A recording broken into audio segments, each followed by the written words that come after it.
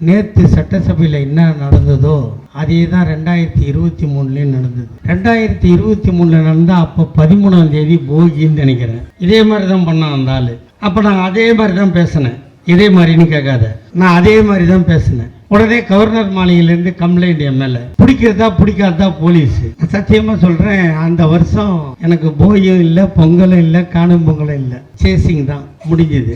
சரி, போன வருஷம் திருந்துவான்னு பார்த்தேன், திருந்தலை. இப்போ இந்த வருஷம் திருந்துவான்னு பார்க்குறேன், திருந்தலை. நான் என்ன கேட்குறேன், நீ குடிக்கிற தண்ணி தமிழ்நாட்டோட தண்ணி, நீ உள்ள வாங்குறல்ல, வெளியே விட்டு உள்ள வாங்குறல்ல மூச்சு காத்து, அது எங்க காத்து? உன் வண்டி ஓடுதில்ல காரு, அதுக்கு டீசல் போடுறது என் அக்கா தங்கச்சி வாங்குற சோப்புக்கும் சீப்புக்கும் சாந்துக்கும் கண்மைக்கும் ஸ்டிக்கர் பொட்டுக்கும் இவங்க தர வரி பணத்தில் தான் அவனுக்கு பெட்ரோலும் டீசலும் போடுறோம் இல்லையா? திங்கிற சோறு இல்லை, திங்கிற சோறு மானங்கட்ட கொக்காலா ஓழி.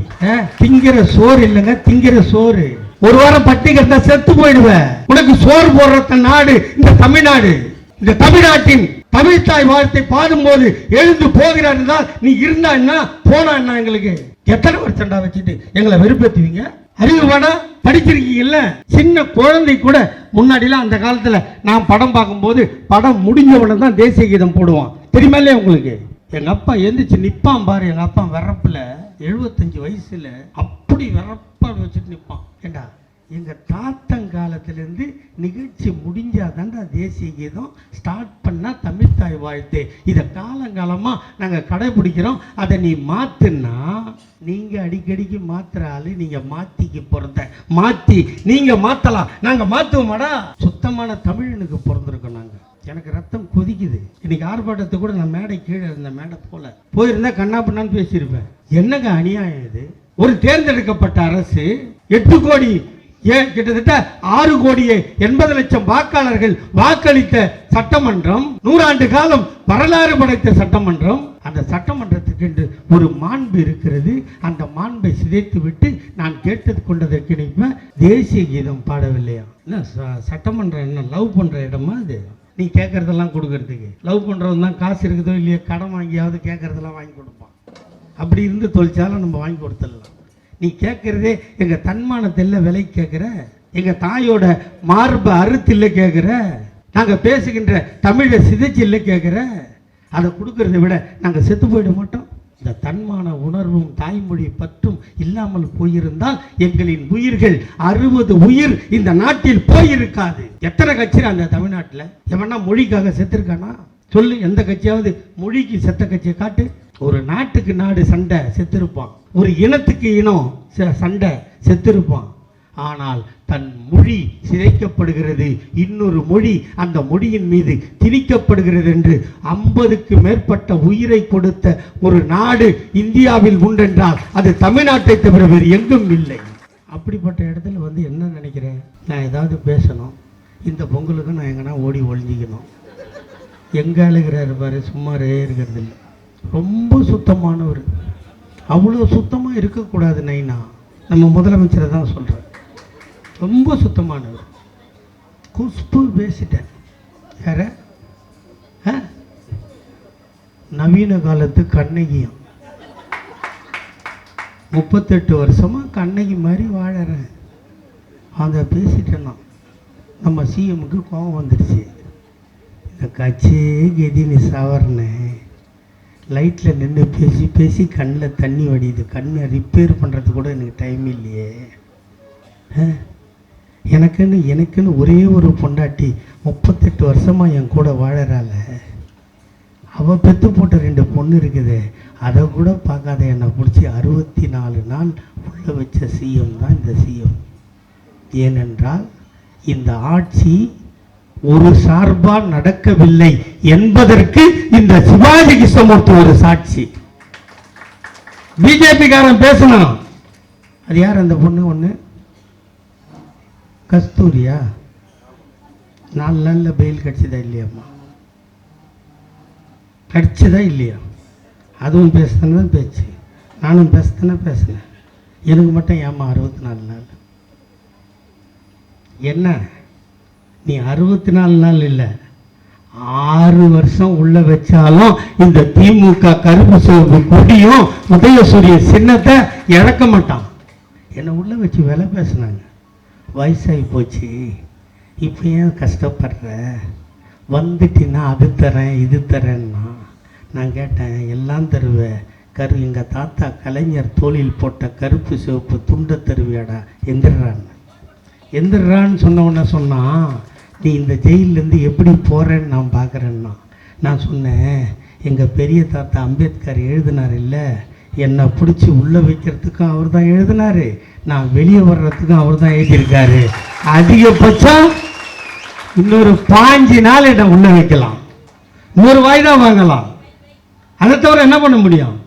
உள்ளே வச்சு என்ன அடிப்பியா? முடியாது. நான் வாயில் கத்தி வச்சிருக்க ஆள், நாக்கு தான் என்னோட கத்தி, என்னோட ஆயுதம் அனைத்தும் என்னோட நாக்கு. அதனால் இந்த கட்சி ஏன் இப்படி இருக்கணும்? வேற எவனா என்ன பண்ணியிருப்பான்? ஓடி போயிருப்பான்ல. எங்கே போட்டனோ அங்கே தான் தேடுவேன். 64 நாள் போய் 8 மாதம் கட்சியில் இல்லை, 8 மாதம் கட்சியில் இல்லை. மேடையை பார்த்தா நான் இல்லாத மேடையே தமிழ்நாட்டில் இல்லை. ஆனால் எனக்கு மைக் இல்லை. செத்து போயிருக்கணுமா இல்லையா? நான் பைத்தியம் பிடிச்சிருச்சு. ஆனாலும் கலங்கலை. தினந்தோறும் அண்ணா அறிவாலயம் போனேன். இப்போ மன்னிப்பு லெட்டர் கொடுக்க மாட்டேன். நான் தப்பே செய்யலை, கொடுக்க மாட்டேன். செஞ்சுருந்தேன். 64 நாள் ஜெயிலில் இருந்தால் சரியாக போச்சு, என்னை விட்டுரு. அப்போ லெட்டரும் கொடுக்க மாட்டேன்ற, மன்னிப்பும் கேட்க மாட்டேன்ற, தினந்தோறும் அறிவாலயம் வரைய ஏன் வர? இந்த அஸ்திவாரம் அடியில் எங்கள் அப்பா வாங்கி கொடுத்த 6 செங்கல் இருக்குது, எடுத்து கொடுத்துருங்க, நான் போயிடுறேன். எங்கே இருக்குது? அடியில் இருக்குதுன்னு அங்கேருந்து எடுக்க முடியாதுல்ல.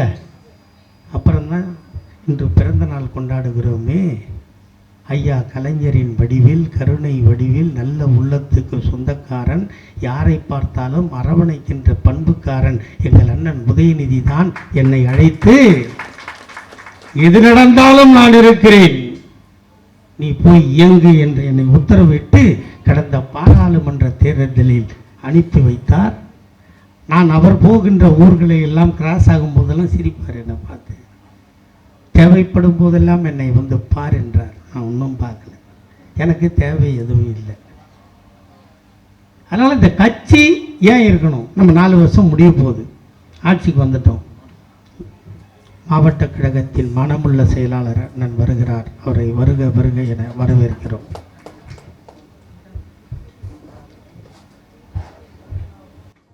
இந்த கட்சி எதுக்காக ஆரம்பித்த கட்சி? உலகத்தில் எல்லாரும் கட்சி ஆரம்பித்தான், உலகத்தில் எல்லாரும் கட்சி நடத்துகிறான். இப்போ நேற்று வந்தவங்க கூட என்ன சொல்கிறான்? நேற்று வந்த ஆள், கட்சிக்கு வந்தாலும் என்ன சொல்கிறான்? கட்சி ஆரம்பிச்சுட்டு 2024 பார்லிமெண்ட் தேர்தலில் நிற்பியா? நிற்க மாட்டேன். சரி, வேற என்னதான் பண்ணுவேன்? ஒன்லி 2026 நிற்கிறோம், அடிக்கிறோம், நேராக போய் முதலமைச்சர் சீட்டில் உட்காந்துக்கிறோம். இன்னொருத்தர் வந்தார் 2021. எப்போ நீ பார்லிமெண்ட் தேர்தல் நில்லை, ஒன்லி 2021 சட்டமன்ற தேர்தலில் நிற்கிறோம், நேராக போகிறோம், முதலமைச்சர் சீட்டில் உட்காந்துக்கிறோம். ஏண்டா முதலமைச்சர் சீட்டு நம்ம மாத்தா விட்டு சொத்தா? வரவும் போகிறவெல்லாம் நீங்கள் நேராக நிற்பீங்க, நேராக போய் உட்காந்துக்குவீங்க. 75 வருஷமாக இந்த மண்ணை பதம் பண்ணி வச்சுட்டு நாங்கள் குச்சை வாங்கி சப்பிட்டு போயிடுவோமா? சொல்லு. வரவன் சொல்கிறான்ல, அவனை பேசாத இவனை பேசாதன்னு என்ன தலைவர் சொல்கிறாரு. வரவெல்லாம் ரிட்டையர்ட் ஆனவன், வேலைக்கு உதவாதவன், நாட்டுக்கு ஆகாதவெல்லாம் வருவானா? அவர் வந்தார் 2021 போயிட்டார், இவர் 2026 போயிடுவார். மக்களை யாரா பார்க்கறது? தமிழ்நாட்டில் இந்தியாவிலேயே ஒரு கட்சி தேர்தலில் நிற்க மாட்டேன்னு சொல்லி ஆரம்பித்த ஒரு கட்சி இருக்குதுன்னா அது திராவிட முன்னேற்ற கழகத்தை தவிர வேறு எந்த கட்சியும் இல்லை. நிற்கலாமா வானாமான்னு ஓட்டெடுப்பு வச்ச கட்சியும் திமுகவை தவிர வேற எந்த கட்சியும் இல்லை. இந்த கட்சியோட நோக்கம் என்ன? இதே நக்கா தங்கச்சிங்க உட்காந்துருக்காங்க, இவங்களை இந்த மாதிரி சேரில் உட்கார வைக்கணும்.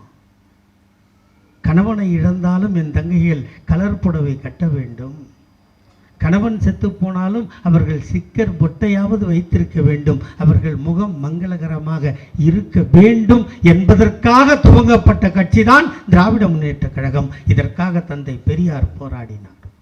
ஒரு காலத்தில் உங்களை மேல் சட்டை போடுவதற்கு அனுமதி இல்லை. மேல் சட்டை போட்டால் உயர்ந்த ஜாதிக்காரன் மட்டும்தான் ஜாக்கெட்டு போடணும். நம்மளை மாதிரி ஆள் ஜாக்கெட்டு போடக்கூடாது. போட்டால் வரி கட்டணும். எவ்வளோ கொடுமை! எல்லாம் பொம்பளை தானே, அது என்ன அவள் ஜாக்கெட்டு போடுவான், நீ போடக்கூடாது? தந்தை பெரியார் அதற்காக 200 ஆண்டுகளுக்கு முன்னால் போராடி உங்களை மேல் சட்டை போட வைத்தார். உன்னோட புருஷன் செத்து போயிடுறான், உடனே உன்னை தூக்கி நெருப்பில் போடுன்றான். உடன்கட்டை ஏறுதல், அதை தடுத்து நிறுத்தினோம். நீ செத்து போனா உன் புருஷன் இன்னொரு பொண்ணை கட்டிக்கிறான்ல. ஐயா கலைஞர் சொன்னாரு, நீ செத்தா அவன் கட்டினான்ல, அவன் செத்தா உனக்கு மறுமணம் செய்து வைக்கிறேன், அதற்கு நான் பணமும் தருகிறேன், நீ மறுகல்யாணம் பண்ணி வாழி என்று சொன்ன கட்சி திமுக. அதுக்கப்புறம் என்ன சொன்னான்? பொம்பளையா வீட்டை விட்டு வெளியவே வரக்கூடாது.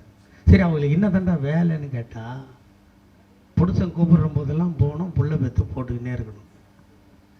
நடந்துதா இல்லையா? எங்கள் ஆயா 22 பெத்தா, எங்கள் ஆத்தா 12 பெத்தா. அது வேற கௌரவமாக வெளியே கால் மேலே கால் போட்டுக்கின்னு 12 பெத்த 8 நின்றுச்சு, மிச்சம் போச்சு. இது என்னடா இது? லாட்ரி சீட்டு கதையா இது? இல்லை என்ன பொருளுகிரில் செய்கிற வேலையா? 12 செஞ்சேன், 8 நல்லா வந்தது, மிச்சம் நல்லா வரலன்னு சொல்கிறது எவ்வளோ கேவலமா, எவ்வளோ கொடுமையா உங்களை கேவலப்படுத்தி வச்சுருந்தாங்க. அந்த கேவலத்திலிருந்து உங்களை மீட்டு ஐயா கலைஞர் என்ன சொன்னார்? உங்களுக்கு கல்யாணம் ஆகும், 20-22 வருஷமா வாழ்ந்த உறவை, அப்பனை, ஆத்தாளை, மாமனை, மச்சினனை, அண்ணனை, தம்பியை, தங்கையை, அத்தனை பேரையும் விட்டுவிட்டு புது உறவோடு நீ ஒரு வீட்டுக்கு செல்கிறாய். கணவனை தவிர வேறு யாரும் அங்கே உனக்கு உறவு கிடையாது. அவன் ஒருவன் தான் ஆதாரம். ஒருவேளை அவன் சரியாக இல்லாமல் போனால் அந்த குடும்பமே உன்னை கொன்றுவிடும்.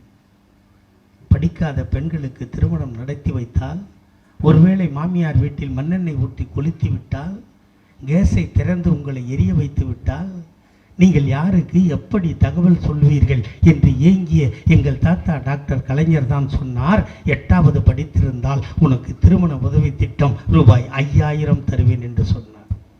5000 பிச்சை அல்ல, இதற்காகவாது நீ படித்தாயே.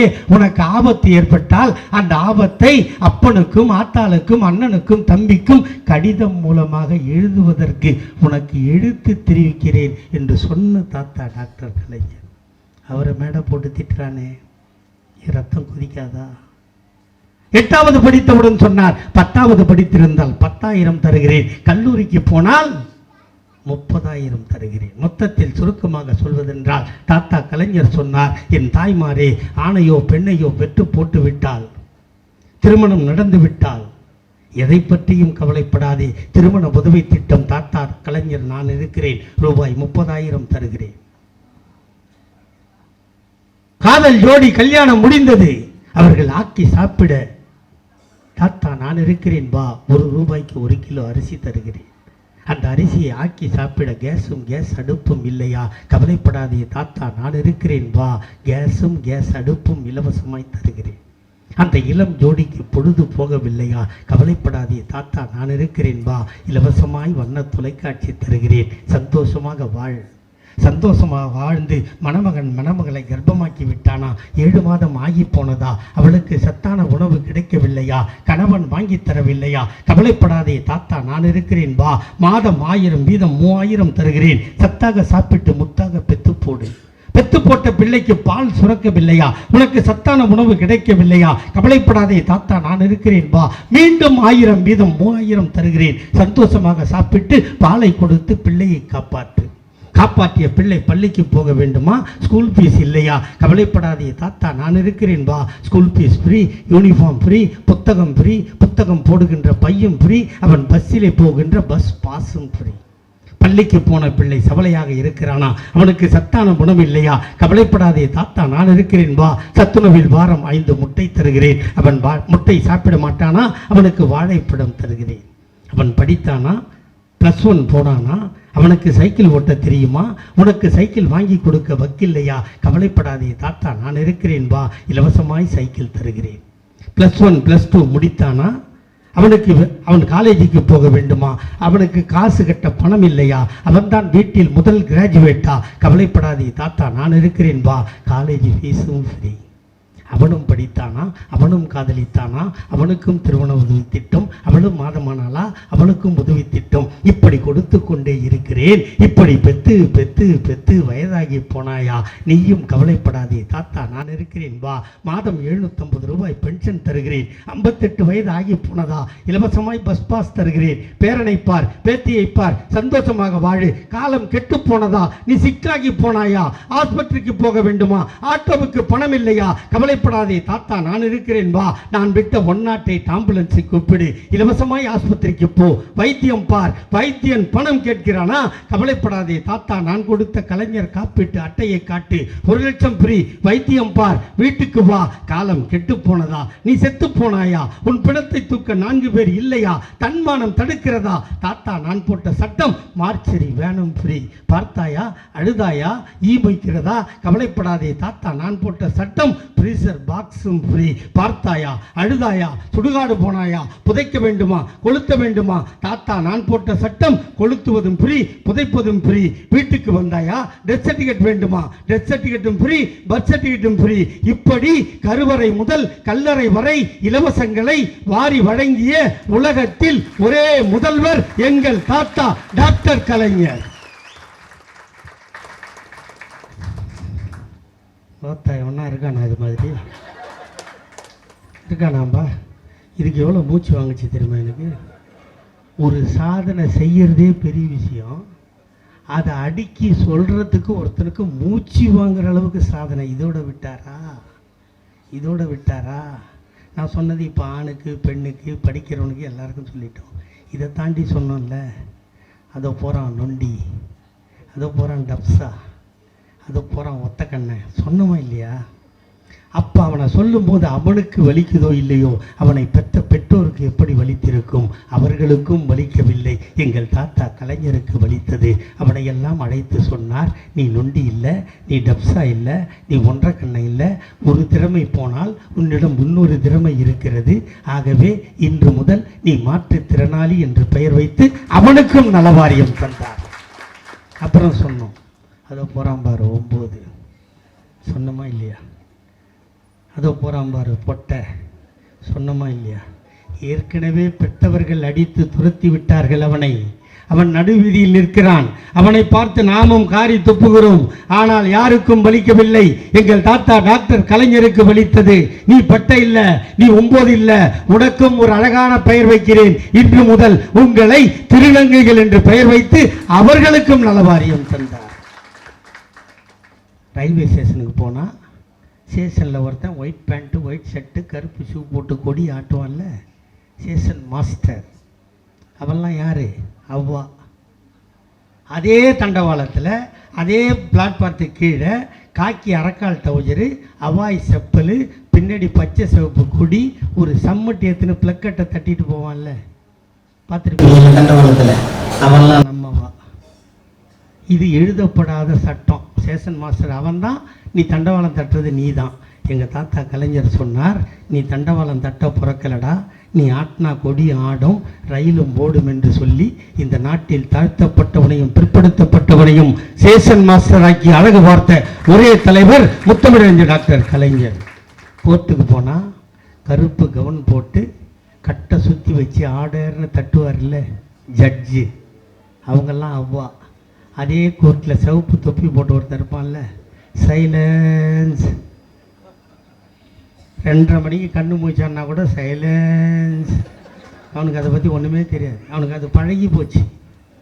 ஆனால் அவனெல்லாம் கூப்பிட்டு தாத்தா கலைஞர் சொன்னார், நீ சிவப்பு தொப்பி போட்டு சைலன்ஸ்னு கத்த பிறக்கடா, நீ அடித்தா கட்ட சுற்றி மடிக்கும் சட்டமும் பேசும் என்று சொல்லி இந்த நாட்டில் தாழ்த்தப்பட்டவனையும் பிற்படுத்தப்பட்டவனையும் நீதிபதியாக்கி அழகு பார்த்த ஒரே தலைவர் ஐயா கலைஞர். கோயிலுக்கு போனால் பெரிய கயிறு கட்டி வச்சுருப்பான் மணி, அதை ஆட்டுறதெல்லாம் நம்ம ஆள். அதே உள்ள வெள்ளி மணி வெள்ளி தட்டு வச்சு ஆட்டுவா, அவள் பேர் குஞ்சி மணி. மையா பண்ணி பல கோயிலில் போய் கேட்டுப்பார், அவள் ஆட்டுவா. அதை அவள் தான் ஆட்டணும், நம்ம இதை தான் ஆட்டணும்.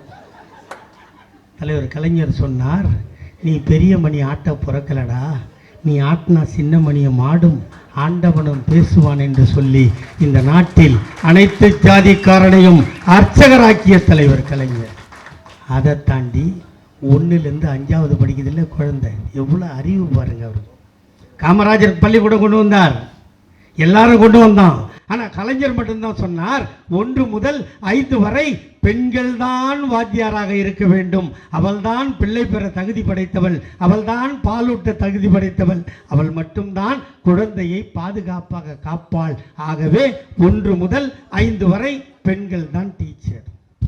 இதை தாண்டி இப்போ 8வது ஃபெயில் ஆயிடுறோம்ல, 8வது கலைஞர் ஐயா வர்றதுக்கு முன்னாடி ஃபெயில் ஆகிட்டினா 6 சப்ஜெக்டும் மறுபடியும் எழுதணும். காலேஜுக்கு போய் ஒரு சப்ஜெக்டில் ஃபெயில் ஆகிட்டினா எல்லா சப்ஜெக்டையும் எழுதணும். இதுதான் சட்டம்.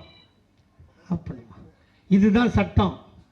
எந்த சப்ஜெக்டில் விட்டியோ அதை மட்டும் எழுதுறது கலைஞர் ஐயா வர்றதுக்கு முன்னாடி இல்லை.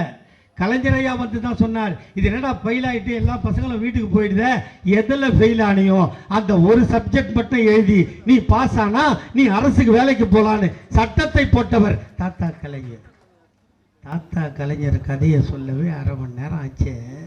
எங்கள் அண்ணன் தளபதி வந்தார்.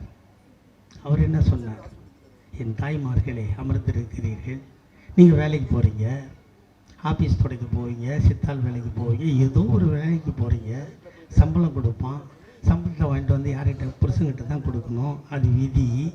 இல்லை மாமியார்கிட்ட கொடுக்கணும். நீங்கள் மறுநாள் வேலைக்கு கிளம்பலாம், பூ வைக்கலாம், தலை வரலாம், செப்பல் போடலாம், ஹேண்ட்பேக் மாட்டலாம், எல்லாத்தையும் மாட்டிக்கிட்டு அத்தான் பஸ்ஸுக்கு காசு கொடு, அத்தை பஸ்ஸுக்கு காசு கொடு கேட்டிங்களா இல்லையா?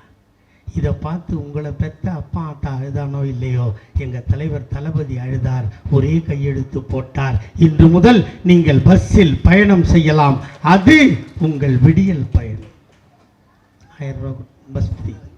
வீட்டில் இருக்கிற பொம்பளைலாம் கேட்டா, நான் கொஞ்சம் கலராக இருக்கிறேன், என் வீட்டுக்காரங்க கொஞ்சம் சந்தேக பிராணி, வேலைக்கு போகிறவங்களுக்கு பஸ்ஸு கொடுத்துட்டேன், ஏன் கதின்னா அவர் சொன்னார், உனக்கும் உன் மகன் ஸ்டாலின் இருக்கிறேன், ரேஷன் அட்டை வைத்திருந்தால் உனக்கும் மாதம் 1000 தருகிறேன், அது உங்கள் உரிமை தொழில். இப்போ அது கொஞ்சம் பிரச்சனையாக இருக்குது, பாதி பேருக்கு இல்லைன்னு. வெக்கத்தை விட்டு சொல்லவா, நம்மக்கிட்ட இந்த கேமரா, வெக்கத்தை விட்டு சொல்லவா, என் பொண்டாட்டிக்கு 1000 ரூபா இல்லை.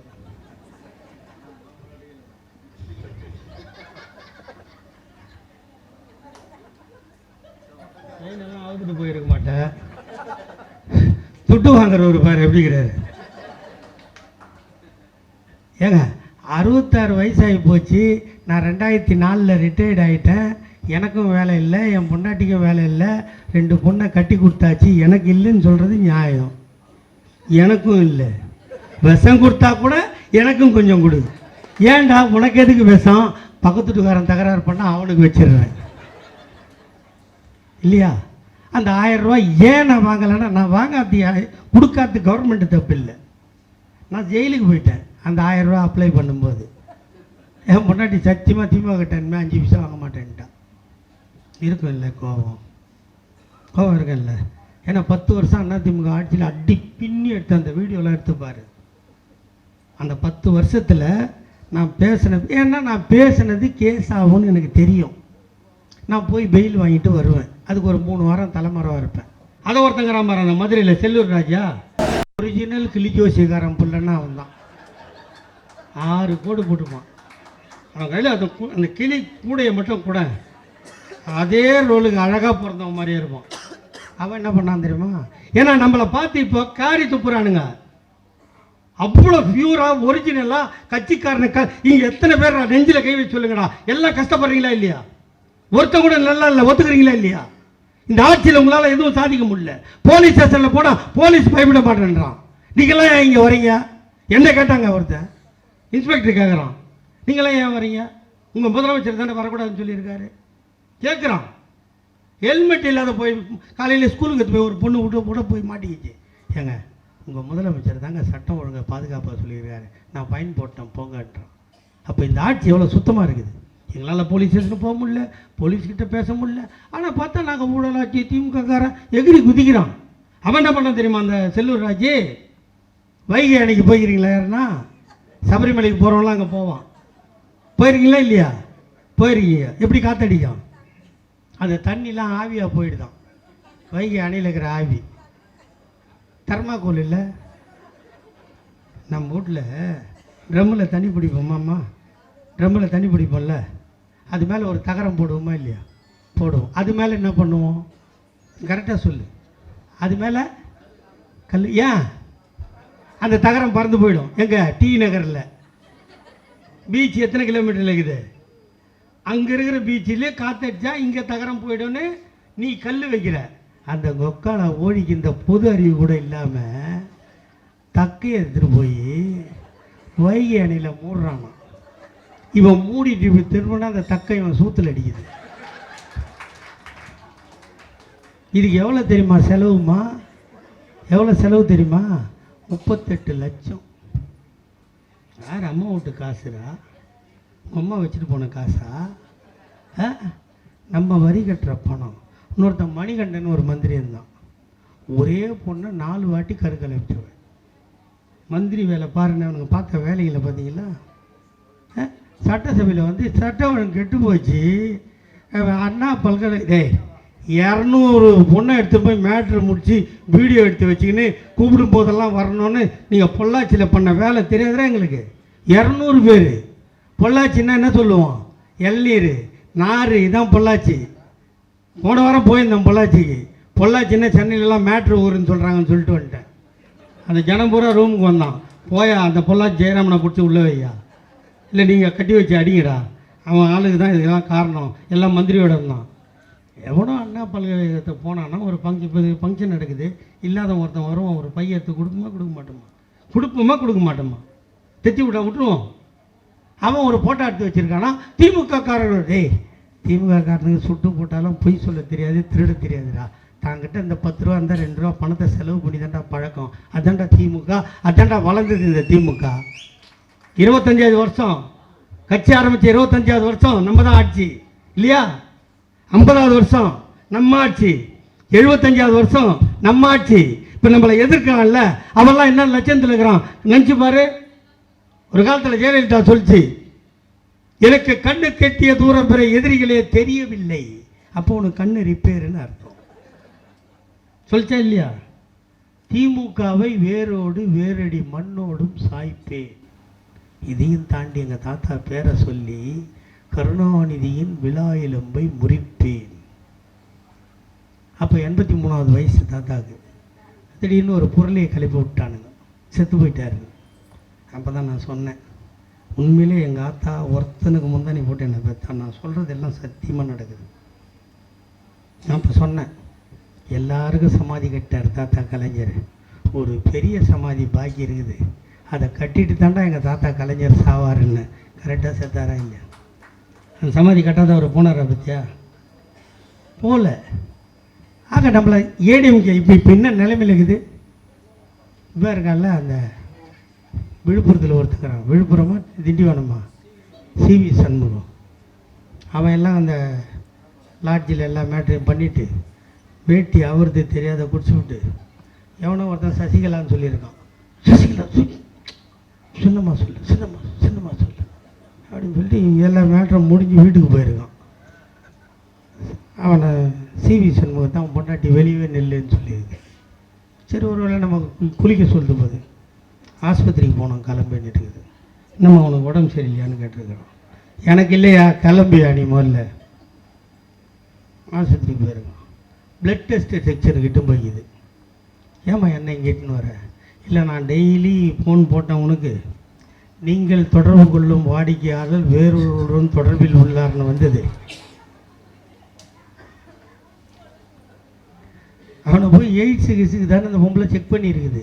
இப்படி அந்த கூவத்தூர் போனால் இல்லை, எல்லா வீட்லேயும் இந்த லட்சணம். இது ஒரு மானங்கட்ட கட்சி இல்லை. அவங்க ஆத்தா செத்துச்சு, எவனாவது பக்கத்தில் நின்னானா? நடு ரோட்டில் விட்டு கவர்னர் பங்களாக ஓடினவன் தான். எங்கள் தாத்தா செத்தார், பாத்தியாடா அந்த கூட்டத்தை? ஆஸ்பத்திரிலேருந்து வீட்டுக்கு, வீட்டிலேருந்து ராஜாஜி ஆளுக்கு எப்படி போச்சு? எவனாவது மறைச்சம்மா? ஆஸ்பத்திரியில் இருந்தார். ஆஸ்பத்திரியில் இருக்கிற டிவி பார்க்குறது நம்ம காமிச்சல, சிக்கானார் தெரிஞ்சதில்லை. செத்தாரு தெரிஞ்சதில்ல. எத்தனை மணிக்கு செத்தாருன்னு சொன்னோம்ல. அங்கே போனோம், எல்லாரும் மண்டு போட்டல. கொடியை போத்தனா யார் வாங்கின அந்த கொடியை?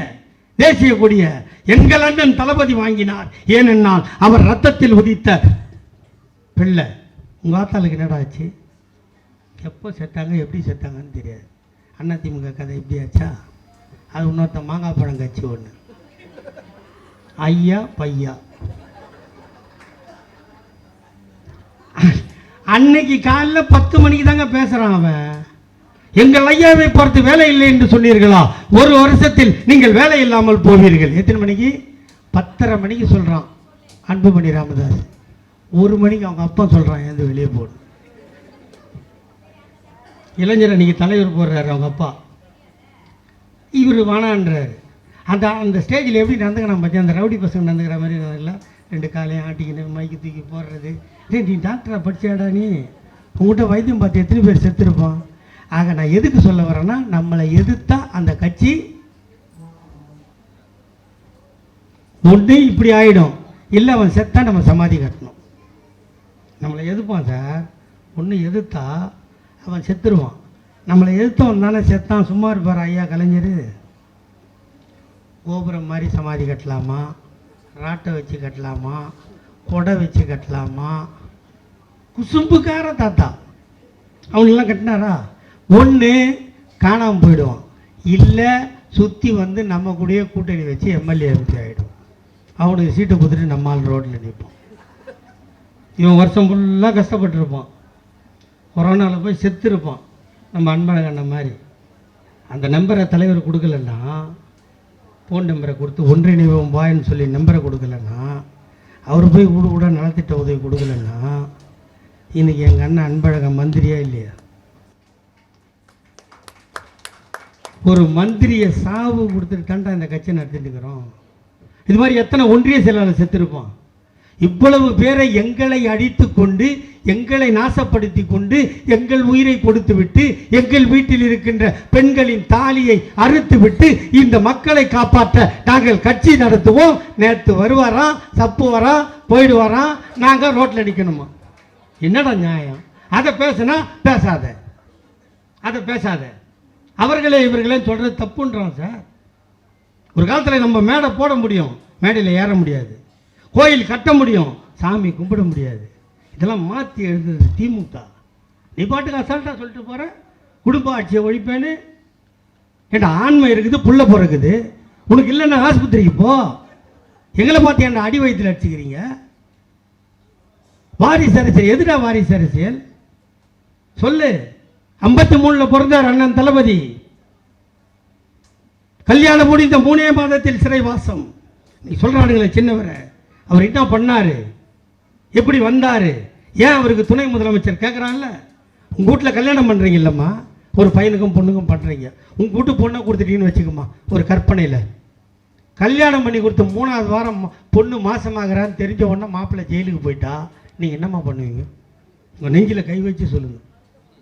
நீங்கள் கட்டி கொடுக்குறீங்க உங்கள் பொண்ணை, கருவாயிடுறா, கன்ஃபார்ம் ஆகுது, கன்சீவாக இருக்கான்னு கன்ஃபார்ம் ஆகுது. கன்ஃபார்ம் ஆன அடுத்த நாள் மாப்பிள்ளை ஜெயிலுக்கு போயிட்டா அதை கலைச்சிருன்னு சொல்லுவீங்களா? சொல்ல மாட்டீங்களா? சொல்லுவீங்களா? சொல்ல மாட்டீங்களாம்மா? இந்த கருவால் தான் மாப்பிள்ளை ஜெயிலுக்கு போனார்.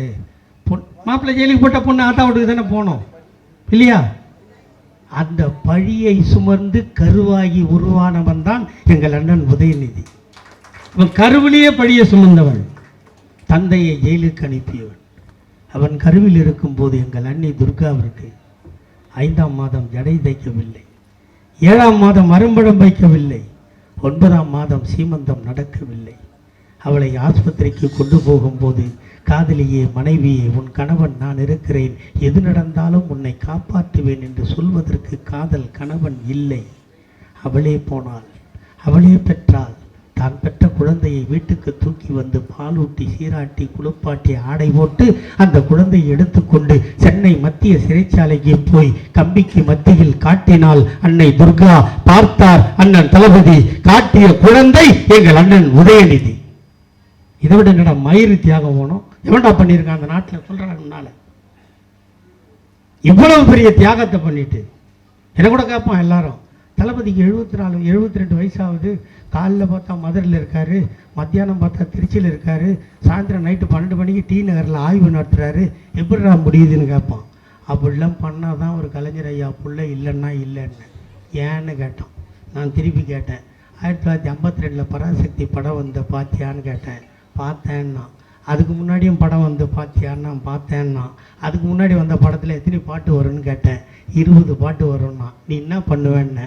4 பாட்டுக்கு பாத்ரூம் போவேன், 2 பாட்டுக்கு டம் அடிப்பேன், மிச்ச பாட்டுக்கு தூங்குவேன்னு சொன்னான். சரி பராசக்தி வந்து இதை பார்த்தியான்னா. இல்லைப்பா 2.25 மணி நேரம் கண்ணை கூட சிமிட்லன்னு சொன்னான். அதாண்டா கலைஞர், அதாண்டா எழுத்து. அப்படின்னா எவனோ கடையில் விற்கிற மையை வாங்கி கலைஞர் ஐயா கையில் இருக்கிற பேனாவில் ஊற்றினா எங்கள் தாத்தா கைப்பட்ட மைக்கு அவ்வளோ பவர் இருந்தா அவர் ஒரிஜினலாக ஊற்றின மை எங்கள் அண்ணன் தளபதி அவனுக்கு எவ்வளோ பவர் இருக்குன்னு நீ தெரிஞ்சுக்கிடான்னு சொன்ன. அப்படிப்பட்ட ஆளை வந்து இன்றைக்கி சட்டசபையில் கவர்னர் வந்து பேசுகிறது. அது யார்? இது எங்கள் அண்ணன் ஏழுமலை சொன்னார், அமௌண்டு பொண்ணு ஒன்று. அது எதுக்கு இப்போ தாங்க அது சொல்கிறது இல்லை. நான் காரி துப்பி இப்போ சொல்கிறதே இல்லை. இல்லைன்னு வச்சுக்கேன் தூங்கி ஏந்து. நான் வீட்டுக்காரர் சவுந்தரராஜன் வந்து ராமச்சந்திர ஹாஸ்பிட்டலில் டாக்டர், நல்ல டாக்டர். தூக்கத்தில் எழுப்பினா கூட சரி, தாமரை மலர்ந்தே தீரும். அவன் பயப்படுவானா? பயப்பட மாட்டான். நான் ராத்திரியில் புரிச்சேன் இப்படி சொல்கிறதுக்கா நீ கட்சி? அண்ணனுக்கு பயம். அண்ணன் ஸ்டாலின் அவர்களுக்கு பிஜேபியை பார்த்து பயம். இந்த நாட்டில் உங்களுக்கு ஒரு கதை தெரியுமா? 150 நாடுகளை ஒன்றாக சேர்த்து அணிசேரா நாடு என்று அழைத்து பாகிஸ்தானோடு போர் புரிந்து ஒரு நாட்டை உருவாக்கி வெற்றி கண்ட வீர மங்கை, சீனாவோடு போர் புரிந்து வெற்றி கண்ட தியாக மங்கை, இந்திரா தான் இந்தியா, இந்தியா தான் இந்திரா என்று சொன்ன அந்த அன்னை இந்திராவை எமர்ஜென்சி கொண்டு வந்ததற்காக சென்னை மெரினா கடற்கரையில் அழைத்து வந்து மன்னிப்பு கேட்க வைத்த தலைவன் இந்தியாவில் ஒருவன் வாழ்ந்தான் என்றால் அது எங்கள் தாத்தா டாக்டர் கலைஞர். அப்படிப்பட்ட கட்சி இந்த கட்சி. அதனால் இதை இப்போ நான் கேட்டேன் வந்த உடனே, இது டப்பாவில் குழா வச்சுக்கிதான்னு கேட்டேன். இல்லை மேலே பொண்டு தான் எடுக்கணுமான்னு கேட்டேன்.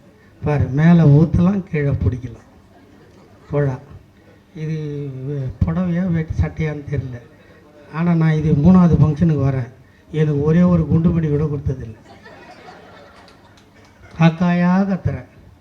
போனால் இது மாதிரி என்ன ஒன்று கொடுத்தா இது மாதிரி கொடுத்தாங்கம்மான்னு சொன்னால் ஒரு அனுப்பு சேர்த்து அனுப்பா. இல்லை என்ன வேறு என்ன பண்ண முடியும் நம்மளால் இந்த வயசில்?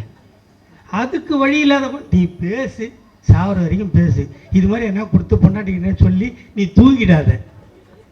அது கட்சிக்காரனோட எண்ணம், தெரியுதா? அதனால் இந்த கட்சி இந்த சட்டையோ இந்த பேண்ட்டோ இந்த குழாவோ முக்கியம் இல்லை. நம்மளோட மானம் முக்கியம். மானம் போச்சுன்னா வாழக்கூடாது. அதுதான் தமிழனோட பண்பாடு. இப்போ இன்னொன்று கிளம்பியிருக்கானுங்க, இந்த பொங்கலுக்கு 1000 ரூபா கொடுக்கல. 12 மாதத்துக்கு ஒரு பொங்கல் தான் வருது, வருஷத்துக்கு ஒன்று. இந்த 12 மாதமும் 1000 கொடுக்குறது பெருசு இல்லையா? 12,000 பெருசு இல்லையா? அது என்னப்பா அது? அதை நிறுத்திட்டாங்கப்பா, கொஞ்சம் சொல்லுப்பா. அந்த தாடி வச்ச ஒக்கால ஓடி பணத்தை கொடுத்தா நாங்கள் 1000 2000 கொடுக்க மாட்டோம். ரயில் ஓடுறதுக்கு துட்டு கொடுக்க மாட்டேன்றான், ரோடு போட துட்டு கொடுக்க மாட்டேன்றான், எதுக்கும் கொடுக்க மாட்டேன்றான். ஆனால் இன்னும் வித்தையோ அது என்னது, அது ஏதோ ஒரு ஜீ பூம்பான்னுவாங்களே, அது மாதிரி ஒரு காலி டப்பாவை கையில் வச்சுன்னு ஜீ பூம்பா ஜங்குன்றாரு. பணம் வருது, உங்களுக்கு அள்ளி கொடுத்துனுங்கிறாரு. எவ்வளோ திட்டம், எவ்வளோ ரோடு போடுறோம். கிண்டியில் கட்டியிருக்குமே ஆஸ்பத்திரி, 2005 அடிக்கட்டு நாட்டினான் மதுரையில் எய்ம்ஸ் ஹாஸ்பிட்டலு. 5லேருந்து நீங்கள் என்னாச்சு, 10 வருஷம் ஆயிடுச்சா? இன்ன வரைக்கும் ஆஸ்பத்திரி இல்லை. நம்ம ஆட்சிக்கு வந்து 3 வருஷம் முடிஞ்சு 4வது வருஷம். கிண்டியில் ஆஸ்பத்திரி வந்துடுச்சா? மதுரையில் நூலகம் வந்துடுச்சா? மதுரையில் ஜல்லிக்கட்டுக்கு அரங்கம் வந்துடுச்சா? எங்கே பார்த்தாலும் வேலை. 10ஆம் வருஷத்தில் இருக்காங்க பாரு நம்ம பகுதி செயலாளர் ஏழுமலை மாதிரி ஆள்லாம். எந்த சத்தில் போனாலும் எதனா நோண்டி இருக்கும், அங்கேயும் வேலை. இதுக்கெல்லாம் யார் அப்பா வீட்டிலேருந்து பணம் வர்றது? அரசாங்க பணம். அரசாங்கத்துக்கு ஏது பணம்? அப்போ வரி ஏற்றணும் இல்லையா? அதுக்கு யார் காரணம்? அதிமுக இப்போ போராட்டம் பண்ணுறானே, உதய் மின் திட்டத்தில் கையெழுத்து போடலன்னா கரண்ட் பில்லு நம்ம கண்ட்ரோலு. டெல்லியில் கடன் வாங்கிறதுக்காக வரியை உயர்த்திய தீர வேண்டும் என்ற கட்டாயத்தை உருவாக்கியது அதிமுக. அதனால் நான் இந்த பேசுறதில்ல, நான் ஏதோ உங்ககிட்ட கெஞ்சுற மாதிரியும் திமுக ஆட்சி இருந்தால் தான் நான் வாழ்வேன்ற மாதிரியும் நான் செத்து போகிறேன், எனக்கு ஒன்றும் பிரச்சனை இல்லை. நான் செத்து போகிறேன். அண்ணன் தளபதி இருக்கார், அவரை போய் இப்போ போய் இவனுக்கு நான் அறிமுகம் பண்ணணுமா?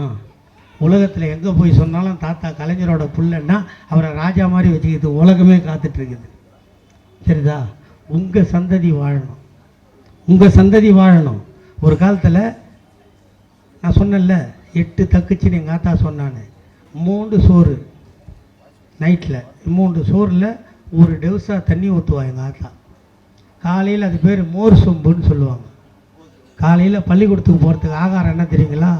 அந்த மோர் சொம்பில் ஒரு சொம்பு நீச்சல் தண்ணி குடித்து தான் எஸ்எல்சி வரைக்கும் படித்தேன். நான் உங்கள் முன்னாடி நிற்கிறேன். நான் அந்த படிப்புக்கே எங்கள் தாத்தா கலைஞர் இல்லைன்னா நான் எப்போது டாக்டர் ஆகிருப்பேன். கலைஞர் இல்லை பாருங்கள். பகலில் படித்தேன், ராத்திரியில் வேலை பார்த்தேன், இந்த கையெல்லாம் இழந்தேன். அந்த நீச்சல் தண்ணியில் பட்னியாக படித்தது எனக்கு எவ்வளோ கஷ்டம் இருந்தது தெரியுமா? ஆனால் அந்த கஷ்டத்தை எவனும் உணரவில்லை. எங்கள் தளபதி உணர்ந்தார். படிக்கின்ற பிள்ளைகளுக்கு காலையில் உணவு தந்த ஒரு சரித்திர நாயகன். எல்லாம் கொடுக்குறோம். நான் படிக்கும்போது மினிமம் ஃபீஸ் உண்டு. கார்பரேஷன் ஸ்கூலில் மினிமம் ஃபீஸ் உண்டு. புக்கு எவனும் வாங்கி தர மாட்டான். அந்த மோர் மார்க்கெட் இருக்குதுல்ல சென்ட்ரல் பக்கத்தில், அங்கே போய் பழைய புக்கை தேடி வாங்கணும். எக்ஸாம் ஃபீஸ் கட்டணும். நீ படி, எல்லாத்தையும் தர அப்படின்னு சொல்ற உலகத்தில் ஒரு முதலமைச்சர் எங்க அண்ணன் தளபதியை விட்டா வேறு எவன்டா இருக்கான்? நான் படிக்கிற காலத்தில் சொல்றேன். காலையில் சாப்பாடு கிடையாது, மத்தியானம் அந்த சாம்பார் சோறு பெரிய ட்ரம்மில் வரும். அதை தரன்னு ஒருத்தன் எழுப்பான், மூக்கை சிந்தி போடுவான், காய்ச்சி ஆப்ட் ஹவுசர் போட்டு கார்பரேஷன் ஸ்டாப்பு துப்புவான், என்னென்னோ வச்சுருப்பான். சுகாதார உணவு எங்கே போட்டாங்க? ஆனாலும் ஃபீஸ் கட்டணும், புக்கு வாங்கணும், யூனிஃபார்ம் எடுக்கணும். இப்போ பால்வாடி பிள்ளைங்களுக்கு யூனிஃபார்ம் தராரா நம்ம தலைவர்? அது எவன்டா தருவோம்? அந்த தாயுள்ளம் தலைச்ச தலைவன் எப்படி இருப்பான்டா? அப்போ அந்த தலைவன் வாழும் காலம் ஃபுல்லாக இந்த நாட்டை ஆளணுமா இல்லையா? கடற்கரையில் தூங்குறாரு நம்ம தாத்தா கலைஞர். 96 வயசு வரைக்கும் இந்த நாட்டுக்காக தானே. சக்கரை நாற்காலியில் உட்கார வச்சா கூட தான் தள்ளாடினாலும் இந்த தமிழ் நாடு தள்ளாடக்கூடாது என்று உழைத்த தாத்தாவுக்கு நம்ம அஞ்சலி செலுத்த வேண்டாமா? இப்படியெல்லாம் 71 வயதிலும் நாயாய் உழைக்கிறாரே, நம் தளபதிக்கு நம் துணை நிற்க வேண்டாமா? அவர் உழைப்பில் பாதியை பங்கு போடத்தான் நம் அண்ணன் உதயநிதியை கொண்டு வந்திருக்கிறார்கள் என்பதை உணர வேண்டாமா? இப்படிப்பட்ட ஒரு தலைவனை பெற்றிருக்கிறது நமக்கு பெருமை. திமுகன்னு சொன்னால் கௌரவம், திமுகன்னு சொன்னால் ஒரு திமிர், திமுகன்னு சொன்னால் ஒரு தெம்பு. அதனால் இந்த பிஜேபி, இந்த விஜய் உங்கள் வீட்டு பக்கத்தில் வேணா போனான்னா விஜய் வேணாந்தான் ஒரு 10 பேரை கூப்பிட்டு உட்கார வை, என்னை ஃபோன் பண்ணி கூப்பிடு, நான் வரேன், கருப்பு சேப்பு துண்டு போட்டு அனுப்புகிறேன். நான் பேசுனது நிச்சயமாக சரியாயிடும். நான் பேசுவேன், அது எப்படி பேசணும் எனக்கு தெரியும். புரியுதா உங்களுக்கு? ஒரே ஒரு படங்க, அந்த தலைவான் ஒரு படமா, ஒரு படம் எடுத்துகிட்டு அந்த படம் ரிலீஸ் பண்ண முடியாது. 2 நாள் போய் கொடநாட்டு வாசிப்பில்லை, அப்புறம் என் வாயில் நல்லா வருது. 2 நாள் போய் குளிரில் நடுங்கி நின்றுங்க நானுங்க அப்பனும் மௌனம். ஒரு படம் போன மயிரா போயிடும். இந்த திமிரு, இந்த நக்கல் அப்போ எங்கடா போச்சு உங்களுக்கு? இப்போ பேசுகிறீங்கல்ல, ஏண்டா ஊருக்கு ஏச்சோம் பிள்ளையால் கொண்டு ஆண்டி மாதிரி திமுக உங்களுக்கு அவ்வளோ இலக்காரமாக போச்சா? நாங்கள் ரவுடித்தனம் பண்ணாதங்கிறதுனால அடக்கமாக ஆட்சி நடத்துறதுனால மக்களுக்கான ஆட்சி. அதுவும் எப்படி சொல்கிறாரு பாடுறேன் எங்கள் தலைவர். ஓட்டு போட்டவனுக்கும் ஆட்சி, ஓட்டு போடாதவனுக்கும் ஆட்சி. கத்தி கத்தி சாவறேன், எனக்கான ஆட்சி இல்லையே. ஒரே ஒரு வீடுங்க, இந்த இவர்கிட்ட கூட சொல்லியாச்சு, மாவட்ட செயலாளர், ஒரு வீடு நான் கேட்கல. முதலமைச்சர் சொல்லி ஒரு வீடு கொடு, வீடு இல்லாத இருக்கான், வீடு இடிஞ்சு போனதெல்லாம் வீடியோ பார்த்துருப்பீங்க, என் வீட்டில் ஒரு லட்சத்தை அவர் சொல்லி அனுப்புகிறாரு. எல்லாத்தையும் வாங்கி வச்சுக்கின்னு அவன் சொல்கிறான், திமிரு உங்கள் பேரில் கரண்ட்டு பில்லுக்குது, உனக்கு வீடு கொடுக்க முடியாது, எனக்கு லெட்டர் அனுப்புகிறேன். ஒரு முதலமைச்சர் சொல்லிமா? அப்போ இந்த ஆட்சி திமுக ஹெல்ப் பண்ணுதா? இல்லை இது ஜெயலலிதா இருக்கும்போது சொன்னால் நடந்துருமா? அவன் இருப்பான் அந்த சீட்டில். ஆனால் எதை இழந்தாலும், நமக்கு என்ன கிடைக்காமல் போனாலும், நம் சந்ததி வாழ வேண்டும் என்றால் திமுக என்ற இயக்கம் வாழ்ந்தே தீர வேண்டும். அந்த உறுதி உங்கள் மனதில் இருக்க வேண்டும். இல்லை என்றால் நம் சந்ததிகள் நாதியற்று போவார்கள். எதுவும் கிடைக்காது. இப்போ கிடைக்கிறதெல்லாம் சும்மான்றான். ஆனால் மகாராஷ்டிராவில் 2100 ரூபா கொடுத்து தான் ஆட்சியை போச்சான். கர்நாடகாவில் இப்போ பணம் கொடுக்குறான், டெல்லியில் பணம் கொடுக்க போகிறான். இப்போ நம்ம சொன்னதை அவன் உணர்றான். அதனால் திமுக இப்போ இந்தியாவுக்கே வழிகாட்டியாக இருக்குது. இந்த கட்சியை காப்பாற்றுறது உங்கள் கையில் இருக்குது. தலைவர் என்ன சொல்லியிருக்காரு? 234க்கு 200, 200க்கு 234க்கு 220, ஒரு 14. அதுவும் நம்ம கூட்டணி கட்சியாக தான் இருக்கணும். 220 சீட்டை ஜெயிச்சு அவர் கையில் கொடுத்தோம்னா, 5 காசு இல்லாமல் இவ்வளோ ஆட்டம் போடுறோமே, 5 காசு இல்லாத இவ்வளோ சலுகை செய்கிறோமே, நமக்கான பணத்தை கொடுக்கின்ற ஆட்சி ஒருவேளை நாளை மத்தியிலே வந்து விட்டால், எப்படி மன்மோகன் சிங் இருக்கின்ற போது எல்லாம் நமக்கு கிடைத்ததோ அதுபோன்ற ஆட்சி வந்துவிட்டால் உங்கள் சந்ததி அல்ல, அடுத்து வரும் சந்ததியும் வாழும். அதற்கு தளபதி வழி செய்வார். நாமும் சேர்ந்தே வாழ்வோம், சேர்ந்தே உழைப்போம். வாய்ப்புக்கு நன்றி. வெல்க தமிழ். வணக்கம்.